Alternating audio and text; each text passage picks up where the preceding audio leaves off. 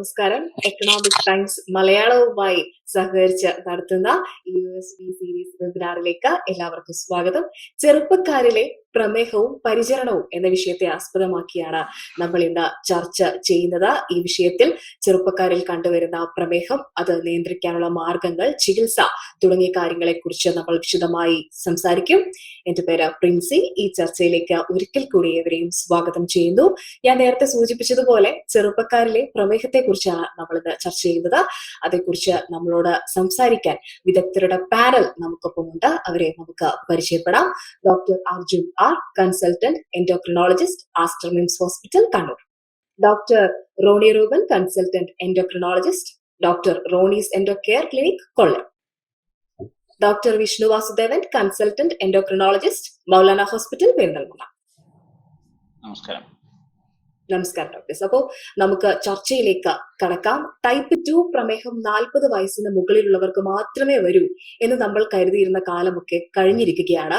ഇപ്പോൾ 20 വയസ്സിനും 30 വയസ്സിനും ഇടയിലുള്ളവരിൽ ടൈപ്പ് 2 പ്രമേഹത്തിന്റെ വ്യാപനം കൂടി വരുന്നു. പ്രത്യേകിച്ച് ഇന്ത്യയിൽ 25 വയസ്സിൽ താഴെ രോഗബാധിതരായ, പ്രമേഹബാധിതരായ ഏകദേശം 25% പേർക്കും ടൈപ്പ് 2 പ്രമേഹമാണുള്ളത്. എങ്കിൽ കൂടിയും ഈ സൂചിപ്പിക്കുന്ന കണക്കുകൾ ഒക്കെ ഭയപ്പെടുത്തുന്നതാണെങ്കിൽ കൂടിയും ആധുനിക കണ്ടുപിടുത്തങ്ങളും മറ്റ് പരിഹാര മാർഗങ്ങളും ഉപയോഗിച്ച് നമുക്കിതിനെ നേരിടാൻ സാധിക്കും. അതേക്കുറിച്ചാണ് നമ്മൾ ഇന്ന് വിശദമായി ചർച്ച ചെയ്യുന്നത്. ഡോക്ടർ അർജുൻ, നേരത്തെ സൂചിപ്പിച്ചതുപോലെ ഇപ്പോൾ യുവാക്കളിൽ ഈ പ്രമേഹം കാണുമ്പോൾ അവരാദ്യം ഒരു ഭീതിയിലാണ്. കാരണം എല്ലാവരും കരുതുന്നത് ഈ പ്രമേഹം 40 വയസ്സിന് മുകളിലുള്ളവർക്കാണ്. ഒരു മിഥ്യാധാരണ പൊതുവിലുണ്ട്. ഇത് എങ്ങനെ നേരിടാൻ പറ്റും? സോ അത് പണ്ട് ഞങ്ങളൊക്കെ MD പഠിക്കുന്ന കാലങ്ങളിൽ ഒരു 40 വയസ്സിന് താഴെയുള്ള ഒരു രോഗി പ്രമേഹം കാണിക്കാൻ വരുവാണെങ്കിൽ നമുക്ക് എപ്പോഴും സംശയമായിരിക്കും. അത് എന്ത് ടൈപ്പ് പ്രമേഹമാണ്, അത് ടൈപ്പ് 1 അത് അതുപോലെ വേറെ ഏതെങ്കിലും ടൈപ്പ് പ്രമേഹമാണോ, അതിന് നമ്മൾ ചികിത്സ തുടങ്ങുന്നതിന് മുന്നേ ടെസ്റ്റുകൾ എന്തെങ്കിലും ചെയ്യേണ്ടതുണ്ടോ എന്ന് നമ്മൾ എപ്പോഴും ചിന്തിക്കുമായിരുന്നു. പക്ഷെ ഇപ്പോൾ നമ്മുടെ OPD-യിൽ കണ്ടുവരുന്ന എന്താന്ന് വെച്ച് കഴിഞ്ഞാൽ ഒരു 20 വയസ്സിലും 30 വയസ്സിന് ഇടയിലുള്ള ആളുകൾ പ്രമേഹം കാണിക്കാൻ വരുമ്പോൾ നമുക്ക് ഏകദേശം അത് ഉറപ്പാണ്, അത് ടൈപ്പ് 2 പ്രമേഹം തന്നെയാണ്. അത്രയ്ക്ക് കോമൺ ആണ് ഇപ്പം പ്രായം കുറവുള്ളവരിൽ ടൈപ്പ് 2 പ്രമേഹം. അത് പല കാരണങ്ങൾ കൊണ്ടാവാം, ഭക്ഷണ രീതികളുടെ പ്രശ്നങ്ങൾ കൊണ്ടാവാം, വ്യായാമക്കുറവുകൾ കൊണ്ടാവാം, വെയിറ്റ് കൂടുതൽ കൊണ്ടായതുകൊണ്ടാവാം. പക്ഷെ എന്താണെങ്കിലും ഇപ്പോൾ ടൈപ്പ് 2 പ്രമേഹം വളരെ കൂടുതലാണ് ചെറിയ പ്രായമുള്ളവരിൽ കാണുന്നത്. അതുകൊണ്ട് നമ്മൾ ഒരിക്കലും വിചാരിക്കാൻ പാടില്ല ഈ ടൈപ്പ് 2 പ്രമേഹം വയസ്സായവരിൽ മാത്രം കാണുന്ന ഒരു ഒരു അസുഖമാണ് എന്ന്.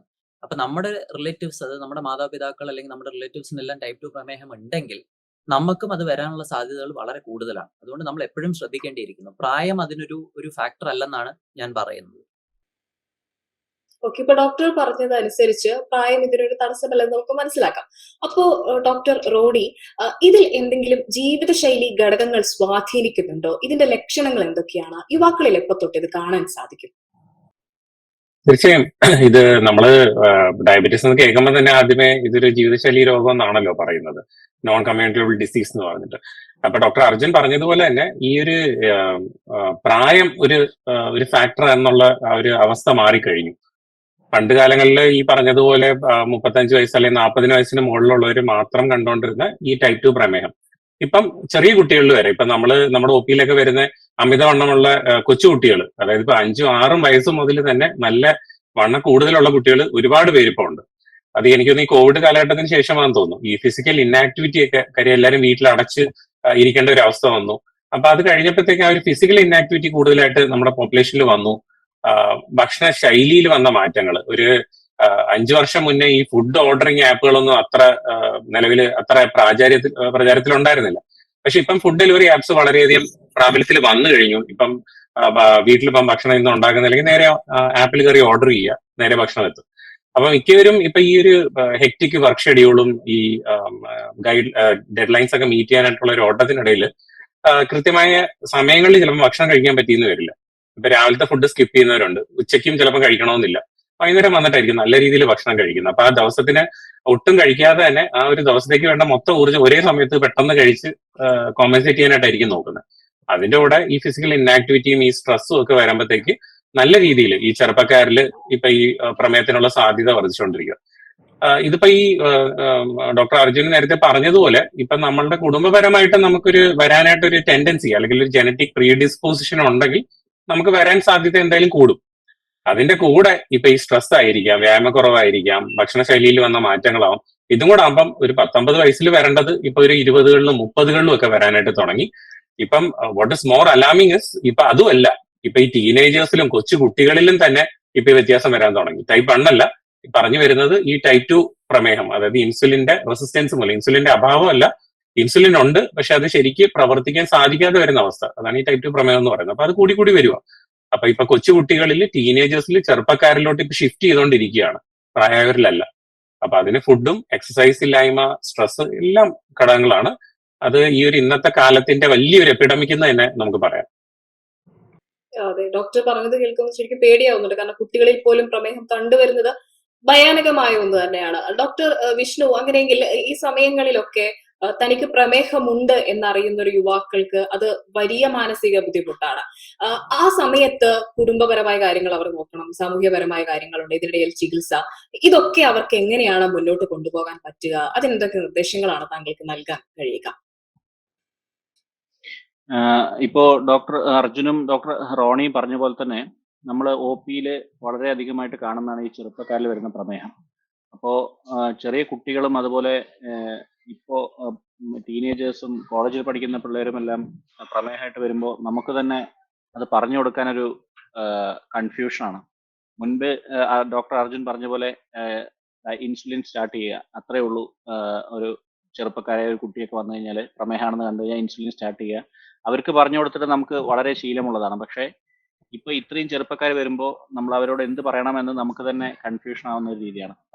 പല തരത്തിലും അവരെ ബ്ലെയിം ചെയ്യാനും സമൂഹം മൊത്തത്തിൽ, ഫാമിലിയിൽ നിന്ന് തന്നെയും അല്ലെങ്കിൽ ചുറ്റുപാടിൽ നിന്നും ഒരുപാട് സമ്മർദ്ദം അവർ അനുഭവിക്കുന്നുണ്ടെന്ന് നമ്മൾ മനസ്സിലാക്കേണ്ടിയിരിക്കുന്നു.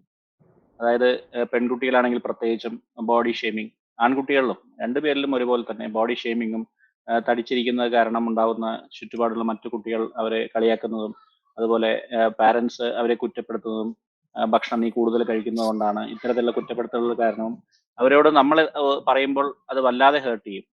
പ്രത്യേകിച്ച് ഡോക്ടർ പറയുമ്പോൾ അവർക്ക് അത് ഫാമിലി അത് ആക്സെപ്റ്റ് ചെയ്യാൻ കൂടുതലാണ്. ആ ഒരു കൺസിഡറേഷനോട് കൂടി മാത്രം, ആ ഒരു സെൻസിറ്റിവിറ്റിയോട് കൂടി മാത്രം നമ്മൾ അവരെ അപ്രോച്ച് ചെയ്യേണ്ടത് വളരെ പ്രധാനമാണ്.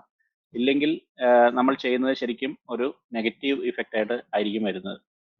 അപ്പൊ ഇത്രയും മാത്രമേ ഞാൻ ഇപ്പോൾ പറയുന്നു. പിന്നീട് നമുക്ക് ഇതിനെപ്പറ്റി ഡീറ്റെയിൽ ആയിട്ട് സംസാരിക്കാം. അതെ, തടി വരുന്നതും അതുപോലെ ബോഡി ഷേമിംഗ് ഒക്കെ അനുഭവിക്കുന്നവർ ഒരുപാടുള്ളത് കൊണ്ട് തന്നെ ഇത് കുറച്ചുകൂടി കണക്ട് ആവുമെന്ന് തോന്നുന്നു. സ്വീകരിച്ച ഒരു പഠനം അനുസരിച്ച് കൂടുതൽ ചെറുപ്പക്കാരിൽ ടൈപ്പ് 2 പ്രമേഹം കാണുന്നുണ്ടെന്നാണ് പറയുന്നത്. 204 രാജ്യങ്ങളിൽ നടത്തിയ സർവേയിൽ 1990 മുതൽ 2019 വരെ ടൈപ്പ് 2 പ്രമേഹം വന്ന യുവാക്കളുടെ എണ്ണത്തിൽ 56% വർധനവുണ്ടെന്നാണ് അവർ പറയുന്നത്. ഡോക്ടർ അർജുൻ, ഈ ഗൗരവകരമായ ഒരു പ്രതിസന്ധിയിൽ ഈ പ്രമേഹം വരുന്നതുമായി ബന്ധപ്പെട്ട് ചെറുപ്പക്കാരിൽ മാത്രമായി കണ്ടുവരുന്ന എന്തെങ്കിലും പ്രത്യേക പ്രവണതകളുണ്ടോ? സോ ഞാൻ നേരത്തെ പറഞ്ഞ പോലെ തന്നെ നമ്മുടെ പേരൻസിനും റിലേറ്റീവ്സിനും ടൈപ്പ് 2 ഡയബറ്റീസ് പ്രമേഹം ഉണ്ടെങ്കിൽ നമുക്ക് അത് വരാനുള്ള സാധ്യതകൾ കൂടുതലാണ്. അപ്പൊ ഏതൊരു അസുഖം വരാനുള്ള സാധ്യതയെ പറ്റി സംസാരിക്കുമ്പോഴും നമുക്ക് 3 കാര്യങ്ങളാണ് അതിൽ വരിക: എൻവയൺമെന്റ്, ജെനറ്റിക്സ്, ഹോസ്റ്റ്. അപ്പൊ ഇതിനകത്ത് ജെനറ്റിക്സോ എൻവയൺമെന്റോ ഒന്നും നമുക്ക് മാറ്റാൻ കഴിയില്ല. നമുക്ക് ആകെ മാറ്റാൻ പറ്റുന്നത് നമ്മുടെ കാര്യങ്ങളാണ്. അത് നമുക്ക് നമ്മുടെ ഭക്ഷണ രീതികൾ, നമ്മുടെ വ്യായാമത്തിന്റെ റുട്ടീൻസ്, നമ്മുടെ ജോലി റിലേറ്റഡ് സ്ട്രെസ്, ഇതൊക്കെ ഒരു പരിധിവരെ നമ്മൾ നിയന്ത്രിക്കാൻ ശ്രമിച്ചാൽ നമുക്ക് ഈവൻ ജനറ്റിക്കലി നമുക്ക് ടൈപ്പ് 2 ഡയബറ്റീസ് വരാനുള്ള സാധ്യത ഉണ്ടെങ്കിലും അത് വരാതെ നമുക്ക് തടയാൻ പറ്റും. അറ്റ്ലീസ്റ്റ് ഒരു സർട്ടൻ ഏജ് വരെങ്കിലും നമുക്ക് പറ്റും. ന്യൂകാസിലിൽ ഒരു പ്രൊഫസർ ഉണ്ട്, പ്രൊഫസർ റോയ് ടൈലർ എന്ന് പറഞ്ഞിട്ട്. സോ പുള്ളിക്കാരൻ പറയുന്ന ഒരു കാര്യം എന്ന് പറഞ്ഞു കഴിഞ്ഞാൽ, നമ്മൾ ചെറിയ പ്രായത്തിൽ നമ്മുടെ ജീൻസിന്റെ സൈസ് എന്തായിരുന്നോ നമുക്ക് പ്രായമാവും തോറും ആ ജീൻസിന്റെ സൈസ് നമുക്ക് മാറാതെ നോക്കണം എന്നാണ് പറയുന്നത്. കാരണം ഈ ടൈപ്പ് 2 ഡയബറ്റീസ് വരാൻ ഉള്ള ഒരു മേജർ കാരണം നമ്മുടെ ഈ അബ്ഡമിനൽ ഒബിസിറ്റി അല്ലെങ്കിൽ ഈ fat in the deposition in the abdomen, അത് വളരെ ഒരു ഇമ്പോർട്ടന്റ് ഫാക്ടറാണ്. അപ്പം അമിതമായി വെയിറ്റ് കൂടാതിരുന്നാൽ നമുക്ക് ജനറ്റിക്കലി പ്രമേഹം വരാനുള്ള സാധ്യത ഉണ്ടെങ്കിലും ഒരു പരിധി വരെയൊക്കെ നമുക്ക് അത് തടയാൻ പറ്റും എന്നാണ് പറയുന്നത്. സോ അത് വളരെ ഒരു ഇമ്പോർട്ടന്റ് ഫാക്ടറാണ്. So again diet, exercise, stress reduction, ഇതെല്ലാം ചെയ്ത് നമ്മുടെ വെയിറ്റ് മെയിൻ്റനൻസ് ആണ് എനിക്ക് പറയാനുള്ള മോസ്റ്റ് ഇമ്പോർട്ടന്റ് കാര്യം ഈ ടൈപ്പ് 2 ഡയബറ്റീസ് പ്രമേഹം വരാതിരിക്കും. ഡോക്ടർ റോണി, ഡോക്ടർ അർജുൻ പറഞ്ഞതനുസരിച്ച് ഡോക്ടർ അർജുൻ സൂചിപ്പിച്ച ഒരു കാര്യം, ഒരു ജോലിയെ പറ്റി പറയുന്നുണ്ട്. പലരും ഇപ്പൊ യുവാക്കളുടെ കാര്യമാണ് നമ്മൾ ചർച്ച ചെയ്യുന്നത്, അതിൽ പലരും ജോലിക്ക് പോകുന്നവരായിരിക്കും. അപ്പൊ ഈ ജോലി, നിരന്തരമായ യാത്രകൾ, ജോലി സമയം, ജോലിയിലെ സമ്മർദ്ദങ്ങൾ, ഇതൊക്കെ ഈ പ്രമേഹത്തിന്റെ സാധ്യത എത്രത്തോളം വർദ്ധിപ്പിക്കുന്നുണ്ട്? തീർച്ചയായും ഈ ഒരു സ്ട്രെസ് വലിയൊരു ഘടകമാണ്. ഇപ്പൊ എല്ലാവരുടെയും പ്രൊഫഷൻ, അതിപ്പം മെഡിക്കൽ പ്രൊഫഷനിലാവാം, IT പ്രൊഫഷണൽ ആവാം, ഒരു എഞ്ചിനീയറിംഗ് ഫീൽഡിലുള്ളതായിരിക്കാം. എല്ലാവർക്കും ഇപ്പം ഡെഡ് ലൈൻസ് ഉണ്ട്. ഇത്ര നിശ്ചിത വർക്കിംഗ് അവേഴ്സ് ആണ്. ഒരുപക്ഷെ അതിൽ കൂടുതൽ തന്നെ മിക്കവരും വർക്ക് ചെയ്യേണ്ടി വരുന്നുണ്ട് ഈ ടാർഗറ്റ് എല്ലാം മീറ്റ് ചെയ്യാൻ വേണ്ടിയിട്ട്. അപ്പം ഈ നമ്മുടെ സ്ട്രെസ് തന്നെ നമുക്ക് ഒരുപാട് ഇൻഫ്ലമേഷൻ നമ്മുടെ ശരീരത്തിൽ ഉണ്ടാക്കുന്നുണ്ട്. അത് ഡയബറ്റീസിന്റെ ഒരു കാരണമായിട്ട് തന്നെ പറയുന്നുണ്ട്. അപ്പൊ ഈ പ്രൊലോങ്ഡ് സ്ട്രെസ്, അതിപ്പം വർക്ക് റിലേറ്റഡ് സ്ട്രെസ് ആയിരിക്കാം, ഇപ്പം നമ്മൾ എക്സസൈസ് ചെയ്യാത്തത് മൂലം, അതായത് അമിതവണ്ണം മൂലമുള്ള ഒരു സ്ട്രെസ് ബോഡിക്ക് ലഭിക്കുന്നത് കൊണ്ടാവാം. ഇതെല്ലാം നമുക്കൊരു ഡയബറ്റീസിലേക്ക് വരുന്നതിനുള്ള സാധ്യത വർദ്ധിപ്പിക്കുന്നുണ്ട്. അപ്പം ഈ ചെറിയ രീതിയിലുള്ള ഫിസിക്കൽ ആക്ടിവിറ്റി എങ്കിലും, ഇപ്പൊ നമ്മൾ വലിയ കാര്യത്തിൽ ഇപ്പൊ എല്ലാ ദിവസവും പോയി ജിമ്മിൽ പോയി വർക്കൗട്ട് ചെയ്യണമെന്നൊന്ന് പറഞ്ഞാൽ പ്രാക്ടിക്കൽ. അപ്പൊ അറ്റ്ലീസ്റ്റ് ഒരു ഡെയിലി ഒരു അരമുക്കാൽ മണിക്കൂർ നടക്കാനെങ്കിലും അറ്റ്ലീസ്റ്റ് നമ്മൾ ചെറുപ്പക്കാരുടെ അടുത്ത് പറയാറുണ്ട്. ചിലവർക്ക് ഇപ്പൊ രാവിലെ വർക്ക് സൈറ്റിലോട്ട് പോകേണ്ടവരുണ്ടാവും, ചിലവർക്ക് വൈകുന്നേരം ലേറ്റ് ആയിട്ടായിരിക്കും വരുന്നത്. അപ്പൊ എപ്പോഴെങ്കിലും അവരുടെ ഒരു ദിനചര്യയുടെ ഭാഗമായി അറ്റ്ലീസ്റ്റ് ഒരാഴ്ചയിൽ ഒരു 5 ദിവസമെങ്കിലും ഒരു അരമണിക്കൂറെങ്കിലും നടക്കാനായിട്ടാണ് നമ്മൾ യൂഷ്വലി പറയുന്നത്. അപ്പം പറ്റുമെങ്കിൽ ദോസ് ക്യാൻ ഒരു 1 hour വരെങ്കിലും നടക്കാൻ ശ്രമിക്കുക. ഒരാഴ്ചയിൽ ഒരു 2-3 ദിവസമെങ്കിലും വെയിറ്റ് ട്രെയിനിങ് പോലുള്ള, അതായത് മസിൽ ഒന്ന് ബിൽഡപ്പ് ചെയ്യാൻ വേണ്ടിയിട്ടുള്ള എക്സസൈസുകളും കൂടെ അതിനോടൊപ്പം ഇൻകോർപ്പറേറ്റ് ചെയ്യാനായിട്ടാണ് പറയുന്നത്. അപ്പൊ മിക്കവർക്കും അവരുടെ ബിസി ഷെഡ്യൂളിൽ ഇത് ചെയ്യാനായിട്ട് സാധിക്കുന്നില്ല. അതിനോടൊപ്പം ഇപ്പൊ നമ്മളുടെ ഈ ഡയറ്റ് ഒരുവിധം നോക്കി പോയാൽ പോലും ഈ എക്സസൈസും കൂടി ഇല്ലപ്പം ഒരു പ്രായം കഴിയുമ്പോൾ പെട്ടെന്ന് വണ്ണം വെക്കാനായിട്ടുള്ള സാധ്യതയുണ്ട്. പലരും ഒപ്പിയിൽ ഒന്ന് പറയും, ഞാൻ പെട്ടെന്നാണ് ഇപ്പൊ ഒരു കഴിഞ്ഞ 4-5 വർഷമായിട്ട് വെയിറ്റ് വെച്ചേക്കുന്നത്, എനിക്ക് എന്തെങ്കിലും ഹോർമോൺ തകരാറാണോ? ഇത് ഹോർമോൺ തകരാറല്ല, പണ്ടത്തെ പോലെ അല്ല നമ്മുടെ ശരീരം മുന്നോട്ട് പോകും തോറും ഇപ്പൊ നമ്മൾ കഴിക്കുന്ന ഭക്ഷണം നമ്മൾ മുകളിലേക്ക് വളരുന്നില്ല, നമ്മൾ സൈഡിലേക്ക് വളർന്നുകൊണ്ടിരിക്കുകയാണ്. അപ്പം ഒരു ഐഡിയൽ ബോഡി വെയിറ്റ് എപ്പോഴും നമ്മൾ അച്ചീവ് ചെയ്യാനായിട്ട് നോക്കുക. ഇപ്പം വരുന്ന ഒരു 80% ആളുകളിലും ഐഡിയൽ ബോഡി വെയിറ്റ് ഇല്ല എന്ന് തന്നെ പറയാം നമ്മുടെ ഒരു ജനസമൂഹത്തിൽ നോക്കിക്കഴിഞ്ഞാൽ. അപ്പം ഇതിന്റെ ഈ സമൂഹത്തിൽ ഈ അമിതവണ്ണം, പൊണ്ണത്തടി എന്നൊക്കെ പറഞ്ഞ് കളിയാക്കലുകൾ പലയിടത്തും ഈ ചെറുപ്പക്കാരാണെങ്കിലും അവരുടെ വർക്ക് പ്ലേസിലും അല്ലെങ്കിൽ പഠിക്കുന്ന കോളേജുകളിലും ഒക്കെ ഫേസ് ചെയ്യുന്നുണ്ട്. അപ്പൊ ഇത് അങ്ങനത്തെ ഒരു ബോഡി ഷേമിങ് ആസ്പെക്ട് വെച്ചുകൊണ്ടല്ല, അതിന്റെ ആ ഒരു ഹെൽത്ത് ഇഷ്യൂ. അപ്പൊ നമ്മൾ എപ്പോഴും ഇവരെ കൗൺസിൽ ചെയ്യുമ്പോഴത്തേക്ക് അവരുടെ വണ്ണം അവരുടെ ഒരു തെറ്റാണ്, കുറ്റമാണ് എന്നുള്ള രീതിയിൽ പിൻ പോയിന്റ് ചെയ്യാതെ അവരെ കോൺഫിഡൻസിൽ എടുത്തുകൊണ്ട് ഇത് നിങ്ങൾക്ക് മാത്രമല്ല ഒരു വലിയൊരു ജനസമൂഹത്തിനുള്ള ഒരു പ്രശ്നമാണ്, അത് നമുക്ക് പരിഹരിക്കാൻ പറ്റും. അപ്പം നമ്മളെ ഒരു വിശ്വാസത്തിൽ എടുത്തുകൊണ്ട് ഒരു ഡയറ്റും എക്സസൈസ് പാറ്റേൺ നമ്മൾ ഒന്ന് ഫോർമുലേറ്റ് ചെയ്ത് കഴിഞ്ഞു കഴിഞ്ഞാൽ മിക്കവരും ഒരു 85 മുതൽ 90% പേരും അത് ഫോളോ ചെയ്യാൻ ശ്രമിക്കാറുണ്ട്. അപ്പം ഒരു കൃത്യമായ ഒരു വ്യായാമത്തിന് വേണ്ടി ഒരു സമയം, അപ്പൊ ഇന്ന് രാവിലെ ചെയ്യാൻ പറ്റിയില്ലെങ്കിൽ വൈകിട്ട് ചെയ്യാനായിട്ട് ശ്രമിക്കുക. ഒരു ദിവസം എക്സസൈസ് ചെയ്തില്ലെങ്കിൽ എന്തോ ഒരു കാര്യം നമ്മുടെ ലൈഫിൽ നിന്ന് മിസ്സായി പോയി എന്നുള്ളൊരു അവസ്ഥ വരണം. അപ്പൊ ഒരു റെഗുലർ ആയിട്ട് നമ്മൾ ചെയ്തു കഴിഞ്ഞാൽ 2-3 ആഴ്ചയിൽ തന്നെ നമുക്ക് എക്സസൈസ് ചെയ്തില്ലെങ്കിൽ തന്നെ നമുക്ക് എന്തോ മിസ്സിങ് പോലെ തോന്നും. അപ്പം അതൊന്ന് ഒരു സ്ട്രീം ലൈൻ ചെയ്യുക. ഡയറ്റ് ഇപ്പൊ എപ്പോഴും സാധിക്കണമെന്നില്ല എല്ലാവർക്കും ഒരു ഡയറ്റ് ഫോളോ ചെയ്യുക. ഇപ്പം നമുക്ക് ഗെറ്റ് ടുഗദേഴ്സ് ഉണ്ടാവാം, അല്ലെങ്കിൽ സോഷ്യൽ ഫങ്ഷൻസ് ഉണ്ടാവാം. അവിടെയൊക്കെ പോകുമ്പോഴത്തേക്ക് നമുക്ക് ചില ഫുഡുകൾ കഴിക്കാതെ മാറി നിന്ന് കഴിഞ്ഞാൽ അവര് എന്താ ചോദിക്കുന്നത്, നിനക്ക് എന്താ ഡയബറ്റീസ് ഉണ്ടോ, എന്താ നീ അത് കഴിക്കാത്ത ഇത് കഴിക്കാത്ത ഇത്യാദി ചോദ്യങ്ങളൊക്കെ വരും. അപ്പം ഇടയ്ക്കൊക്കെ തീർച്ചയായിട്ടും എല്ലാവർക്കും എല്ലാം ആസ്വദിക്കണമെന്ന് തന്നെ ആഗ്രഹമുണ്ട്. അപ്പം നല്ല ഭക്ഷണങ്ങൾ കഴിക്കാം, പക്ഷെ അതോടൊപ്പം എക്സസൈസും കൂടെ ചെയ്ത് കഴിഞ്ഞാൽ ആ നമ്മൾ എടുത്തിരിക്കുന്ന എക്സ്ട്രാ കലോറീസ് നമുക്ക് ബേൺ ചെയ്ത് കളയാനായിട്ട് സാധിക്കും. അപ്പൊ എക്സസൈസും ഡയറ്റ് ഒരു പരിധി വരെ നമ്മൾ തീർച്ചയായിട്ടും ശ്രദ്ധിക്കണം. പിന്നെ വർക്ക് റിലേറ്റഡ് സ്ട്രെസ് നമ്മുടെ കയ്യിലല്ലേ ഇരിക്കുന്നത്, ഡെഡ് ലൈൻസും മറ്റു കാര്യങ്ങളും വരുമ്പം എല്ലാവർക്കും സ്ട്രെസ് കൂടും. പരമാവധി സ്ട്രെസ് കുറയ്ക്കുക, മൈൻഡ് റിലാക്സേഷൻ അല്ലെങ്കിൽ അവർക്ക് ഇഷ്ടമുള്ള എന്തെങ്കിലും ഒരു ആക്ടിവിറ്റീസും കൂടെ ലൈഫിൽ ഇൻകോർപ്പറേറ്റ് ചെയ്യുക. ഒരു ഹോബി ആയിരിക്കാം, വായനയായിരിക്കാം, ട്രാവലിംഗ് ആയിരിക്കാം, ഫ്രണ്ട്സുമായിട്ട് പുറത്തു പോകുന്നതായിരിക്കും, എന്തെങ്കിലും കൂടെ ഒന്ന് ഇൻകോർപ്പറേറ്റ്. അപ്പൊ ഒരു വർക്ക് ലൈഫ് ബാലൻസും കൂടെ മെയിൻറ്റെയിൻ ചെയ്ത് കൊണ്ടുപോയാൽ ഒരു പരിധി വരെ ഇത് നമുക്ക് പ്രിവെന്റ് ചെയ്യാം, അല്ലെങ്കിൽ പോസ്റ്റ്പോൺ ചെയ്യാം. ഷുഗർ വരുന്നത് പോസ്റ്റ്പോൺ ചെയ്യാം. 30കളിൽ വരുന്ന ഒരു പക്ഷെ നമുക്കൊരു 10 വർഷമെങ്കിലും അങ്ങോട്ട് തള്ളി നീക്കാനായിട്ട് സാധിക്കും. ഇപ്പൊ ഡോക്ടർ പറഞ്ഞ പോലെ ഈ തടി കൂടുമ്പോൾ ആളുകൾ വന്നിട്ട് എന്തിനാ നീ ഇങ്ങനെ തടിക്കുന്നതല്ല, എന്തുകൊണ്ടാണ് ഇങ്ങനെ തടിച്ചത്, ഭക്ഷണം കഴിച്ചിട്ടാണോ, അല്ലെങ്കിൽ എന്താ പറ്റിയത് എന്നൊക്കെ ചോദിക്കുന്നത് വലിയ പ്രശ്നങ്ങൾ യുവാക്കളിൽ ഉണ്ടാക്കും. അപ്പൊ ഡോക്ടർ വിഷ്ണു, ഈ ആളുകൾ പ്രമേഹത്തെ കുറിച്ച് അറിയുന്നതിനേക്കാൾ മുന്നേ, അല്ലെങ്കിൽ ഇങ്ങനെ പ്രമേഹത്തെ കുറിച്ച് ചർച്ച ചെയ്യുമ്പോഴൊന്നും അവർ ഈ രോഗികളുടെ മാനസികാരോഗ്യത്തെ കുറിച്ച് ചിന്തിക്കാറില്ലല്ലോ. അത് വലിയൊരു പ്രശ്നം തന്നെയല്ലേ? തീർച്ചയായും. ഞാൻ നേരത്തെ പറഞ്ഞ പോലെ തന്നെ മെഡിസിനിലൊരു വാക്യമുണ്ട്, ഫസ്റ്റ് ഡു നോ ഹാം. നമ്മൾ എന്തെങ്കിലും ഒന്ന് ഹെൽപ്പ് ചെയ്യാൻ പറ്റിയില്ലെങ്കിൽ പോലും അവരെ ദ്രോഹിക്കാതിരിക്കുക. ഇപ്പോൾ പേഷ്യൻസ് പലപ്പോഴും എൻ്റെ അടുത്ത് വരുന്ന പല പേഷ്യൻസും ഇതിനു മുമ്പ് കാണിച്ചിട്ടുള്ള ഡോക്ടേഴ്സിൻ്റെ അടുത്ത് നിന്നിട്ടുള്ള തിക്താനുഭവങ്ങൾ അവർ പറയാറുണ്ട്. അതായത് നമ്മൾ ഫസ്റ്റ് വരുമ്പോൾ തന്നെ അവരെ കുറ്റപ്പെടുത്തലുകൾ വെച്ചിട്ടാണ് തുടങ്ങുന്നത്. അല്ലെങ്കിൽ ഒരു പ്രാവശ്യം അവരുടെ ഷുഗർ കൺട്രോൾ ആയില്ല എന്നുണ്ടെങ്കിൽ അവരെ കോൺഫിഡൻസ്, നേരത്തെ ഡോക്ടർ റോണി പറഞ്ഞ പോലെ അവരെ കോൺഫിഡൻസിൽ എടുക്കാതെ എന്തോ അവർ ചെയ്തതിൽ മിസ്റ്റേക്ക് ആണെന്നുള്ള രീതിയിൽ അവരോട് സംസാരിക്കുന്നതോടുകൂടി അവർ തീർച്ചയായും അവർ ട്രീറ്റ്മെന്റിൽ നിന്ന് മുഖം തിരിക്കുകയാണ് ചെയ്യുന്നത്. അപ്പോൾ അത് ഡിപ്രഷനിലേക്ക് നയിക്കാം. ഡിപ്രഷനും ഡയബറ്റീസും തമ്മിൽ നല്ലൊരു കോറിലേഷൻ ഉണ്ട്. അതായത് ഡിപ്രഷൻ ഉള്ള പേഷ്യൻസിന് ഡയബറ്റീസ് വരാനും ഡയബറ്റീസ് ഉള്ള പേഷ്യൻസ് ഡിപ്രഷനിലേക്ക് പോകാനും ഉള്ള സാധ്യത വളരെയധികമാണ്. പിന്നെ ആങ്സൈറ്റി ഡിസോർഡേഴ്സ് ഇവരിൽ കൂടുതലായിട്ട് കോമൺ ആയിട്ട് കാണാം. പിന്നെ ഈ ബോഡി ഷേപ്പിനെ പറ്റിയിട്ടുള്ള ഡിസ്മോർഫിസംസ്, അങ്ങനെ പല കാരണങ്ങളും, ചിലപ്പോൾ തടി കൂടുതലാണെന്നുള്ള തോന്നലായിരിക്കാം പേഷ്യന്റിനുള്ളത്. നമ്മുടെ ചെറിയൊരു കമന്റ് പോലെ എന്താ പറ്റി തടി കുറച്ച് കൂടിയിട്ടുണ്ടല്ലോ എന്ന് പറയുമ്പോഴേക്കും അവർ ഡിപ്രഷനിൽ പോകാനുള്ള സാധ്യതയുണ്ട്. വളരെ സെൻസിറ്റീവായി ഈ കാര്യങ്ങളെ അപ്രോച്ച് ചെയ്യുന്ന ഒരു ഡോക്ടറെ അവർ കണ്ടുപിടിക്കുകയാണ് ആദ്യം ചെയ്യേണ്ടത്. അല്ലെങ്കിൽ എനിക്ക് പറയാനുള്ളത് പൊതുവെയുള്ള അഡ്വൈസ് ഇത് മാത്രമേ ഉള്ളൂ. ഒരിക്കലും ആരെങ്കിലും പറയുന്നത് കേട്ടിട്ട് നമ്മൾ സ്വയം കുറ്റപ്പെടുത്താതിരിക്കുക. നമ്മളെ തന്നെ ആദ്യം സ്നേഹിക്കാൻ തയ്യാറാവുക.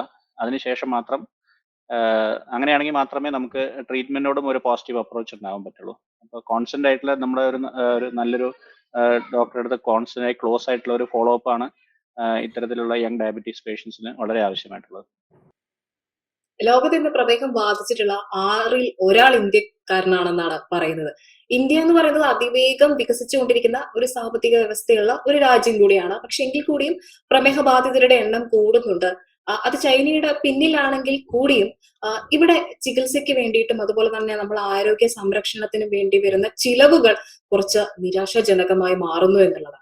ഡോക്ടർ അർജുൻ, അങ്ങനെയാണെങ്കിൽ ഈ ഒരു അവസരത്തിൽ ആളുകൾക്ക് ഈ പ്രമേഹ രോഗവുമായി ബന്ധപ്പെട്ട് അവരെടുക്കുന്ന ചികിത്സയ്ക്കൊക്കെ വരുന്ന സാമ്പത്തിക ബാധ്യതകളെ അതുപോലെയുള്ള വെല്ലുവിളികളെയും അവർക്ക് എങ്ങനെ നേരിടാൻ പറ്റും?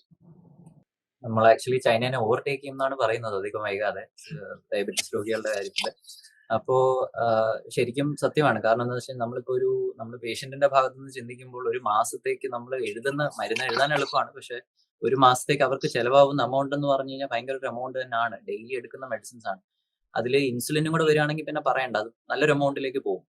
അപ്പം ഞാൻ യൂഷ്വലി പേഷ്യൻസിനോട് പറയുന്നത്, നമ്മൾ ഈ കോസ്റ്റ് ഡിസ്കഷൻ പേഷ്യന്റായിട്ട് നടത്തുമ്പോൾ നമ്മൾ പറയുന്ന ഒരു കാര്യം എന്ന് പറഞ്ഞു കഴിഞ്ഞാൽ പേഷ്യൻസിനെ നമ്മൾ മനസ്സിലാക്കിക്കേണ്ടതും ഇത് തന്നെയാണ്. എന്താന്ന് വെച്ച് കഴിഞ്ഞാൽ ഈ നമ്മളിപ്പോ സ്പെൻഡ് ചെയ്യുന്ന ഈ പൈസ നമുക്ക് പിന്നെ ഭാവിയിൽ നമുക്ക് സേവിങ്സ് ആയിട്ട് തിരിച്ചു കിട്ടും.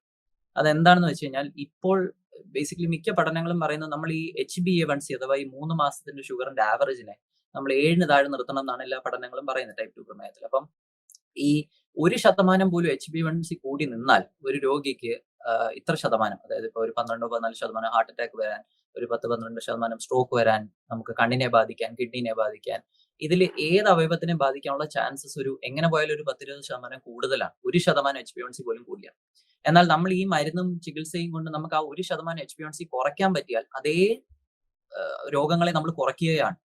അപ്പോൾ ഒരു ഹാർട്ട് അറ്റാക്ക് വരുമോ, അല്ലെങ്കിൽ ഒരു സ്ട്രോക്ക് വരുമോ, അല്ലെങ്കിൽ ഒരു കണ്ണിനെ ഷുഗർ ബാധിക്കുമോ, അതിന്റെയൊക്കെ ട്രീറ്റ്മെന്റ് വളരെ എക്സ്പെൻസീവ് ട്രീറ്റ്മെന്റ്സ് ആണ്. അപ്പൊ നമുക്ക് ഇപ്പം നമ്മൾ സ്പെൻഡ് ചെയ്യുന്ന ഈ സ്മോൾ എമൗണ്ട് നമ്മൾ നോക്കാതെ നമ്മുടെ ഷുഗറിനെ നമ്മൾ കൺട്രോൾ ചെയ്ത് നിർത്തുകയാണെങ്കിൽ ഭാവിയിൽ നമുക്ക് ഈ വലിയ എമൗണ്ട്സ് നമ്മുടെ കയ്യിൽ നിന്ന് നഷ്ടമാവാതെ നമുക്ക് സേവ് ചെയ്യാം. സോ അതാണ് ഞാൻ പറഞ്ഞത്, ഇപ്പോഴത്തെ എമൗണ്ട് നോക്കാതെ തന്നെ നമുക്ക് സേവിങ്സ് ആയിട്ട് തന്നെ ആ എമൗണ്ട് തിരിച്ചു കിട്ടും ഞാൻ ഉദ്ദേശിച്ചത്. ഓക്കെ, ഡോക്ടർ റോണി, നമ്മൾ നേരത്തെ സംസാരിച്ചിരുന്നു ഈ പ്രമേഹ രോഗികളോടുള്ള ചിലരുടെ അപ്രോച്ചിനെ കുറിച്ച്.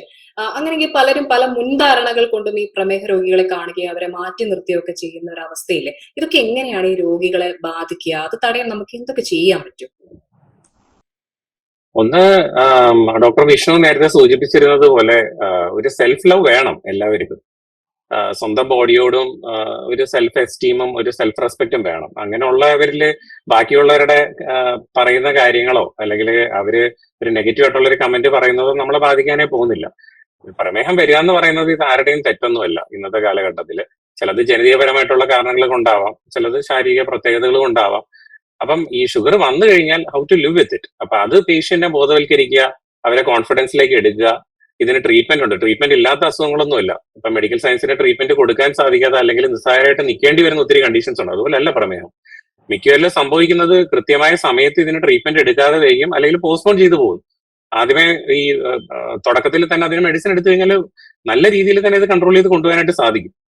അപ്പൊ ഇത് ചെയ്യാതെ നമ്മളിങ്ങനെ പോസ്റ്റ്പോൺ ചെയ്ത് ഇനി കുറച്ച് ഞാൻ ഡയറ്റ് ചെയ്ത് നോക്കാം, ഇനി എക്സസൈസ് ചെയ്ത് നോക്കാം, ഇപ്പൊ മരുന്ന് എടുക്കണ്ട, ടാബ്ലറ്റ് എടുത്തു കഴിഞ്ഞാൽ കിഡ്നി പോകും, ലിവർ പോകും, ഹാർട്ട് പോകും എന്നുള്ള അബദ്ധധാരണകൾ നമ്മുടെ സമൂഹത്തിൽ വളരെയധികം പ്രാബല്യത്തിലുണ്ട്. അപ്പം മിക്കവരും കൺസൾട്ട് ചെയ്യുന്ന തൊട്ട് അടുത്തുള്ള അല്ലെങ്കിൽ തന്റെ സർക്കിളിലുള്ള ആരെങ്കിലും ആയിരിക്കും. അതിൽ ഡോക്ടേഴ്സ് ഉൾപ്പെടണമെന്നില്ല. അവര് പറയും ഈ ഗുളിക എടുത്തോ അല്ലെങ്കിൽ കിഡ്നി പോകും. അപ്പൊ അതോടുകൂടി ഭയമാവും.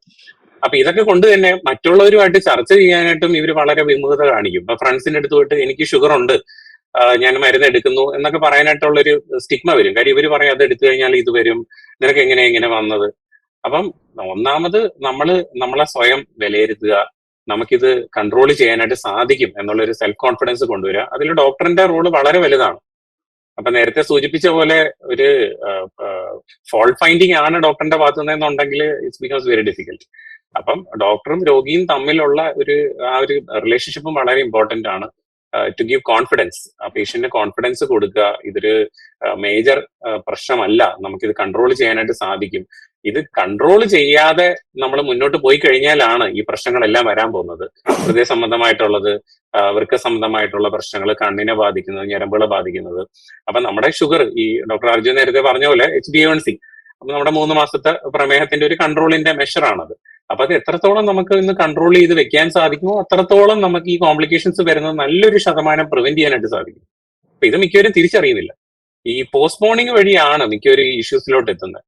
മരുന്ന് എടുക്കുന്നത് മൂലം എന്തെങ്കിലും ഇങ്ങനത്തെ ഇഷ്യൂ വരും, എനിക്ക് കിഡ്നി പോകും, അല്ലെങ്കിൽ എന്തെങ്കിലും ലിവറിന് പ്രശ്നം വരാം എന്നൊക്കെ പറഞ്ഞ് പോസ്റ്റ്പോൺ ചെയ്ത് ഫൈനലി ഈ ഷുഗർ ഉയർന്നിട്ടാണ് ഇവർക്ക് മിക്കവർക്കും ഇതൊക്കെ പ്രശ്നത്തിലേക്ക് ആവാൻ പോകുന്നത്.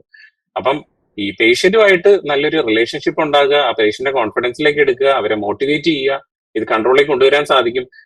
അവരുടെ ഒരു ഷുഗർ ലെവലിൽ കുറച്ചെങ്കിലും മാറ്റം ഉണ്ടായാൽ അവരെ പ്രോത്സാഹിപ്പിക്കുക, നല്ല രീതിയിൽ മുന്നോട്ട് പോകുന്നുണ്ട്, ഇനിയും ഇത് കുറയ്ക്കാനായിട്ട് സാധിക്കും. നേരത്തെ HbA1c കാണിച്ചു കൊടുക്കുക, അതിൽ നിന്ന് വളരെയധികം ഇമ്പ്രൂവ്മെന്റ് വന്നിട്ടുണ്ട്. അപ്പൊ ഈ ടാഞ്ചിബിൾ ആയിട്ടുള്ള, നമുക്ക് ചിലപ്പോൾ ചിലത് കാണിച്ചു കൊടുക്കാൻ പറ്റത്തില്ല. ആ ഒരു HbA1c ലെവല് ഒരു 2 യൂണിറ്റ് കുറച്ചത് മൂലം ഒരു പക്ഷേ അടുത്ത 5 വർഷത്തിനുള്ളിൽ അദ്ദേഹത്തിന് വരാനായിട്ടുണ്ടായ ഒരു ഹാർട്ട് അറ്റാക്ക് നമ്മൾ പ്രിവെന്റ് ചെയ്യാൻ സാധിച്ചത്. അത് കാണിച്ചു കൊടുക്കാനായിട്ട് സാധിക്കത്തില്ല. അപ്പം പഠനങ്ങളിലൂടെ ഇത് വളരെ വ്യക്തമായിട്ട് കാണിച്ചിട്ടുണ്ട്. നമ്മുടെ ഷുഗർ എത്രത്തോളം നമ്മൾ കൺട്രോളിലേക്ക് കൊണ്ടുവരാൻ സാധിക്കുന്നുണ്ടോ അത്രത്തോളം കോംപ്ലിക്കേഷൻസ് പ്രിവെന്റഡ് ആവുന്നുണ്ട്. അത് ഒരുപാട് ലാൻഡ്മാർക്ക് സ്റ്റഡീസ് ചെയ്തിട്ടുണ്ട്. അപ്പം ഒന്ന് കൺട്രോളിലേക്ക് കൊണ്ടുവരുന്ന വഴി ഒരുപാട് ഇവന്റ്സ്, അതായത് ഇപ്പൊ ഒരു കിഡ്നി ഡാമേജ് വരുന്നതായിരിക്കാം, അറ്റാക്ക് വരുന്നതായിരിക്കാം, സ്ട്രോക്ക് വരുന്നതായിരിക്കും, നമുക്ക് പ്രിവെന്റ് ചെയ്യാനായിട്ട് സാധിക്കും. ഇപ്പോഴത്തെ നിലവിലുള്ള മരുന്നുകൾ ഒന്നും തന്നെ ഈ പറയുന്ന പ്രശ്നങ്ങൾ, അതായത് കിഡ്നിയോ ഹാർട്ടിനെയോ ലിവറിനെ ഡാമേജ് ചെയ്യുന്നവയല്ല, മറിച്ച് ഇവയെ പ്രൊട്ടക്ട് ചെയ്യുന്നവയാണ്. അപ്പൊ എല്ലാവർക്കും ഉള്ളൊരു നോഷനാണ് മരുന്ന് എടുത്തു കഴിഞ്ഞാൽ ഇതൊക്കെ ഡാമേജ് വരും. അങ്ങനല്ല. ഇങ്ങനെ പ്രശ്നങ്ങൾ ഉള്ളവരിൽ തീർച്ചയായിട്ടും ഈ മെഡിസിൻസ് കൊടുക്കണമെന്ന് തന്നെയാണ്. കാര്യം ഇതിന്റെ മുന്നോട്ടുള്ള പ്രയാണത്തെ ഒരു പരിധി വരെ ഈ മെഡിസിൻസിന് ബ്ലോക്ക് ചെയ്ത് നിർത്താൻ സാധിക്കും. അപ്പം പേഷ്യന്റിനെ ഒരു നല്ലൊരു കൗൺസിലിംഗ് കൊടുക്കുക വളരെ ഇമ്പോർട്ടന്റ് ആണ്. അവർക്ക് ഇതിന്റെ വരായ്മകളും മെഡിസിൻ എടുത്തു കഴിഞ്ഞാലുള്ള അഡ്വാൻറ്റേജസും ഒക്കെ ഒന്ന് ഡിസ്കസ് ചെയ്യുക. പിന്നെ ഈ കോസ്റ്റ് ബെനിഫിറ്റ് റേഷ്യോ ആദ്യമേ അവർ നോക്കുമ്പോഴത്തേക്ക് ഈ പൈസയും ഒക്കെ ഇത്ര ഒരു മാസത്തേക്ക് മെഡിസിൻ ആവെന്ന് പറഞ്ഞാൽ, ഇപ്പൊ ഷുഗറിന് ഒരു മരുന്ന് എടുക്കുമ്പോൾ ഇച്ചിരി ഒരു വയറ്റിരിച്ചിലുണ്ടെങ്കിൽ അതിനെടുക്കുന്ന മെഡിസിൻ തന്നെ നോക്കുമ്പോൾ അവർ നോക്കും കോസ്റ്റ് ഇത്രയാവും. അപ്പം കുറച്ച് മുന്നോട്ട് പോകുമ്പം അതുമൂലം ഉണ്ടാവുന്ന കോംപ്ലിക്കേഷൻസ് പ്രിവെന്റ് ചെയ്യുന്നത് വഴി വലിയൊരു സാമ്പത്തിക ബാധ്യത നമുക്ക് കൺട്രോൾ ചെയ്യാനായിട്ട് സാധിക്കും. അപ്പം തീർച്ചയായിട്ടും ആ പേഷ്യന്റിന് ആത്മവിശ്വാസം കൊടുക്കുക, അവർ മെഡിസിൻ ചിട്ടയായിട്ട് ഫോളോ ചെയ്യുന്നുണ്ടെന്ന് ഉറപ്പുവരുത്തുക, മോട്ടിവേറ്റ് ചെയ്യുക, ഓരോ വിസിറ്റിലും അവരെ മോട്ടിവേറ്റ് ചെയ്യുക. ഇതൊക്കെയാണ് നമുക്ക് ചെയ്യാൻ സാധിക്കുന്നത്. ഡോക്ടർ പറഞ്ഞ പോലെ അവർക്കൊരു മോട്ടിവേഷന്റെ ഒക്കെ ആവശ്യം വരും പലപ്പോഴും ഈ പ്രമേഹ രോഗം ബാധിച്ചവർക്ക്. ഡോക്ടർ വിഷ്ണു, അങ്ങനെയെങ്കിൽ ഇപ്പോ പല കമ്മ്യൂണിറ്റികളുണ്ട്, വിദ്യാഭ്യാസ സ്ഥാപനങ്ങളുണ്ട്. അപ്പോൾ ഇവരൊക്കെ പ്രമേഹത്തെ കുറിച്ചുള്ളൊരു ബോധം ആളുകളിൽ എത്തിക്കാൻ വേണ്ടിയിട്ടുള്ള ശ്രമങ്ങൾ നടത്തുന്നുണ്ട്. ഇവരുടെയൊക്കെ ഒരു പ്രവർത്തനങ്ങൾ എത്രത്തോളം ഇതിൽ ഫലപ്രദമാകും? അത് വളരെ പ്രധാനപ്പെട്ട ഒരു ചോദ്യമാണ് പ്രിൻസി. ടൈപ്പ് 1 പ്രമേഹ രോഗികൾ, കുട്ടികൾ വരുന്ന പ്രമേഹം നമ്മൾ നേരത്തെ സംസാരിച്ച പോലെ അവർക്ക് നല്ലൊരു സപ്പോർട്ട് സിസ്റ്റവും ഇപ്പോൾ ഉണ്ട്. പലപ്പോഴും പല ആൾക്കാരും ആ രീതിയിലേക്ക് എത്താറില്ലെങ്കിൽ കൂടിയും നമുക്ക് പറഞ്ഞു കൊടുക്കാൻ നല്ലൊരു സ്പെഷ്യലിസ്റ്റിനെ കാണിക്കുകയാണെന്നുണ്ടെങ്കിൽ അവർക്ക് പറഞ്ഞു കൊടുക്കാൻ സാധിക്കും അത്തരത്തിലുള്ള കമ്മ്യൂണിറ്റീസിനെ പറ്റിയിട്ടും കാര്യങ്ങളും. പക്ഷെ ടൈപ്പ് 2 പ്രമേഹത്തിൽ അത്തരത്തിലുള്ള ഒരു കമ്മ്യൂണിറ്റി സപ്പോർട്ട് പലപ്പോഴും കിട്ടാറില്ല. ടൈപ്പ് 2 പ്രമേഹമാണെന്ന് അറിഞ്ഞു കഴിഞ്ഞാൽ അവർക്ക് ഈ പറഞ്ഞ പോലെയുള്ള തെറ്റിദ്ധാരണകളിലും ആ ലോകത്തിലേക്കാണ് അവർ ഇറങ്ങിച്ചെല്ലുന്നത്. ഇപ്പൊ ഈ സോഷ്യൽ മീഡിയയും ഇപ്പോൾ ഡോക്ടർ റോണി ഇത്രയ്ക്കും വികാരം നിർഭരമായി സംസാരിക്കുന്നത് എനിക്ക് കേട്ടാൽ മനസ്സിലാവും. കാരണം ആ ആൾക്കാരെ തെറ്റിദ്ധാരണകൾ ഓരോ ദിവസവും കണ്ടുകൊണ്ടിരിക്കുന്ന ആൾക്കാരാണ് നമ്മൾ. അതുകൊണ്ട് സംഭവിക്കുന്ന പ്രശ്നങ്ങളും അപ്പോൾ സോഷ്യൽ മീഡിയയിൽ കാണുന്നതും പ്രമേഹം പൂർണ്ണമായി മാറ്റിത്തരാം, ഗ്യാരണ്ടി തരാം, 3 മാസത്തിനുള്ളിൽ പ്രമേഹം മാറും, അല്ലെങ്കിൽ നിങ്ങൾ ഇപ്പൊ തന്നെ മരുന്ന് കഴിച്ചു കഴിഞ്ഞാൽ പിന്നെ ജീവിതകാലം മുഴുവൻ കഴിക്കേണ്ടി വരും. ഇത്തരത്തില് ഞാൻ എഴുതി തുടങ്ങിയാൽ ഒരു പുസ്തകം തന്നെ എഴുതാൻ പറ്റും. അത്രയധികം തെറ്റിദ്ധാരണകൾ ജനങ്ങളുടെ ഇടയിലുണ്ട്. അപ്പോൾ നമ്മൾ ഇപ്പൊ ചെയ്യുന്നത് പോലെയുള്ള പ്രവർത്തനങ്ങൾ ഇനിയും ചെയ്യണം. നിങ്ങളിപ്പോ ചെയ്യുന്നത് വളരെ നല്ലൊരു കാര്യമാണ്. ഇത്തരത്തിൽ പൊതുവിൽ മീഡിയ ഇതിലൊരു ഇൻട്രസ്റ്റ് എടുക്കണം. യുവജനങ്ങളിലേക്ക് ഈ കാര്യങ്ങൾ എത്തിച്ചു കൊടുക്കണം. അത് ശരിയായിട്ടുള്ള ഇൻഫർമേഷൻ അവർക്ക് കിട്ടുന്നു എന്നുള്ളത് ഉറപ്പുവരുത്തണം. അങ്ങനെ നമ്മൾ ചെയ്യുമ്പോൾ ചെയ്യുന്ന ഞാനിപ്പോൾ ചിലപ്പോൾ ഒരാഴ്ച കൊണ്ട് കാണുന്ന അത്രയും പേഷ്യൻസിന് കൊടുക്കുന്ന മെസ്സേജ് ആയിരിക്കാം നിങ്ങൾ ഈ ഒരൊറ്റ പരിപാടി കൊണ്ട് ആൾക്കാരുടെ ഇടയിൽ എത്തിക്കുന്നത്. അപ്പോൾ അത്തരത്തിലുള്ള ഒരു സപ്പോർട്ട് സിസ്റ്റം എന്തായാലും സമൂഹത്തിൽ നിന്ന് ഉണ്ടാകുന്നത് വളരെ ഇമ്പോർട്ടന്റ് ആണ് ഈ ഒരു കാര്യത്തിൽ. ഡോക്ടർ അർജുൻ, അങ്ങനെയെങ്കിൽ ഈ ചെറുപ്പക്കാരിലെ പ്രമേഹം നിയന്ത്രിക്കാനും മൊത്തത്തിൽ അവരുടെ ആരോഗ്യം മെച്ചപ്പെടുത്താനുമുള്ള സംവിധാനങ്ങൾ എന്തൊക്കെയാണ് ഇന്നുള്ളത്, അതെങ്ങനെ പ്രയോജനപ്പെടുത്താം എന്നതിനെ കുറിച്ച് സംസാരിക്കാം. നമുക്കിപ്പോൾ പുതിയ ഒരുപാട് ന്യൂവർ മെഡിസിൻസ് വന്നിട്ടുണ്ട്. നമുക്ക് ആക്ച്വലി ഡയബറ്റീസ് ചികിത്സയ്ക്ക് വേണ്ടിയിട്ട് പണ്ട് നമ്മൾ ഒരു എന്താ പറയാന്ന് വെച്ചാൽ ഒരു ഗ്ലൂക്കോസെൻട്രിക് അപ്രോച്ച് എന്ന് പറയാം. അത് നമ്മൾ ആകെ നോക്കിക്കൊണ്ടിരുന്നത് HbA1c താഴണം, ഷുഗർ താഴണം എന്ന് മാത്രമേ നമ്മൾ ചിന്തിച്ചിരുന്നുള്ളൂ. ഇപ്പോൾ പറയുന്ന അങ്ങനല്ല. പുതിയ ഒരുപാട് ക്ലാസ് മെഡിസിൻസ് ചെയ്യുന്നത് എന്താ വെച്ചാൽ ഡോക്ടർ റോണി പറഞ്ഞ പോലെ നമ്മളിപ്പം ഈ ഗ്ലൂക്കോസെൻട്രിക് അപ്രോച്ചിൽ നിന്ന് നമ്മളൊരു കാർഡിയോ റീനൽ റിസ്ക് റിഡക്ഷൻ, അതായത് നമ്മൾ ഈ കിഡ്നി പോവും ഹാർട്ട് പോവും എന്ന് പറയുന്നത് പോലെ അല്ല, ഇതുവരെ നമ്മൾ രക്ഷപ്പെടുത്തുന്ന എങ്ങനെയാണെന്നാണ് നമ്മൾ ന്യൂവർ മെഡിസിൻസ് ചെയ്യുന്നത്. അപ്പം ഈ ഗ്ലൂക്കോസെൻട്രിക് അപ്രോച്ചിൽ നിന്ന് നമ്മളൊരു കാർഡിയോ റീനൽ റിസ്ക് റിഡക്ഷൻ, അതായത് ഈ ഹാർട്ടിനെയും കിഡ്നീനെയും ഒക്കെ നമ്മൾ രക്ഷപ്പെടുത്തുന്നത് എങ്ങനെ. അപ്പൊ ന്യൂവർ മെഡിസിൻസ് ചെയ്യുന്ന എന്താന്ന് വെച്ചാൽ ഈ അവയവങ്ങളൊക്കെ പ്രൊട്ടക്ട് ചെയ്യുക എന്നാണ് അവരുടെയൊക്കെ ജോലി. അപ്പൊ ഷുഗർ താഴ്ത്തുന്നതിന്റെ കൂടെ തന്നെ ഈ മെഡിസിൻസ് നമ്മുടെ കിഡ്നീനെ ബാധിക്കുന്നതിൽ നിന്നും, ഷുഗർ കിഡ്നീനെ ബാധിക്കുന്നതിൽ നിന്നും അല്ലെങ്കിൽ ഹാർട്ടിനെ ബാധിക്കുന്നതിൽ നിന്നും അവരെയും പ്രൊട്ടക്ട് ചെയ്യുന്നുണ്ട് ഈ ന്യൂവർ മെഡിസിൻസ്. അപ്പൊ അതൊരു ഫാക്ടറാണ്. നമുക്ക് ന്യൂവർ ഒരുപാട് മെഡിസിൻസ് ഉണ്ട്, അവർ വെയിറ്റ് കുറയ്ക്കുന്ന മെഡിസിൻസ് ഉണ്ട് ഒരുപാട്. അപ്പൊ ഇതൊന്നും സൈഡ് എഫക്ട് പ്രൊഫൈൽ ഒന്നും അധികം ഇല്ലാത്ത ടൈപ്പ് മെഡിസിൻസ് ആണ്. അപ്പം നമുക്ക് സേഫ് ആയിട്ട് യൂസ് ചെയ്യാം, നമുക്ക് ഈ അവയവങ്ങളെല്ലാം പ്രൊട്ടക്ട് ചെയ്യാം, ഷുഗർ ബാധിക്കാതെ നോക്കാം, അങ്ങനെ ഒരുപാട് മെഡിസിൻസ് ഉണ്ട്.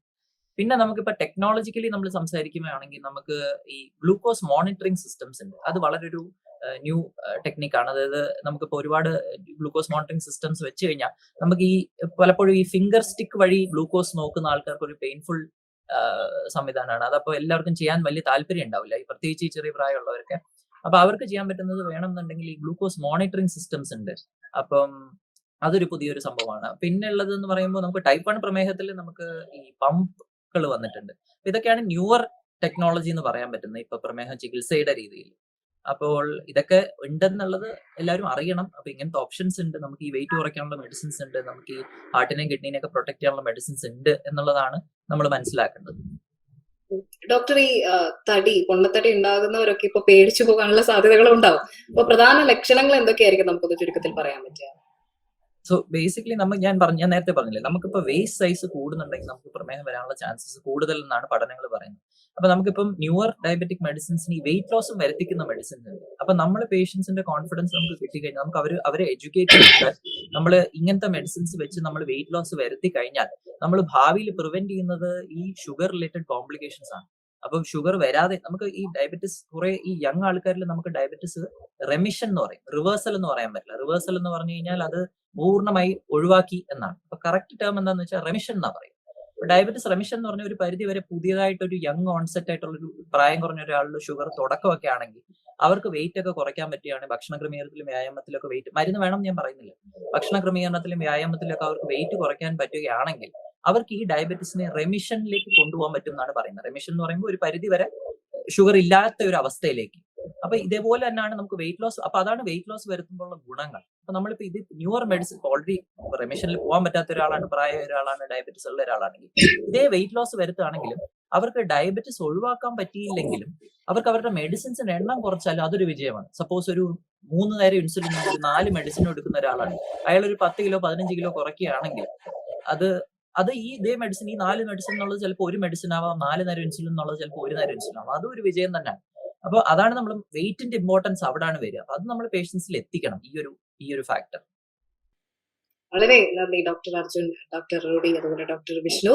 ചെറുപ്പക്കാർക്കിടയിൽ വർദ്ധിച്ചു വരുന്ന പ്രമേഹത്തെ കുറിച്ച് കൂടുതൽ കാര്യങ്ങളാണ് നിങ്ങൾ ഞങ്ങൾക്ക് പറഞ്ഞു തന്നിട്ടുള്ളത്. വിലയേറിയ സമയവും നിങ്ങളുടെ അറിവും ഞങ്ങൾക്ക് വേണ്ടി പങ്കുവച്ചതിന് നന്ദി. ഇതോടുകൂടി USV സീരീസ് വെബിനാർ അവസാനിക്കുകയാണ്. എല്ലാവർക്കും നന്ദി.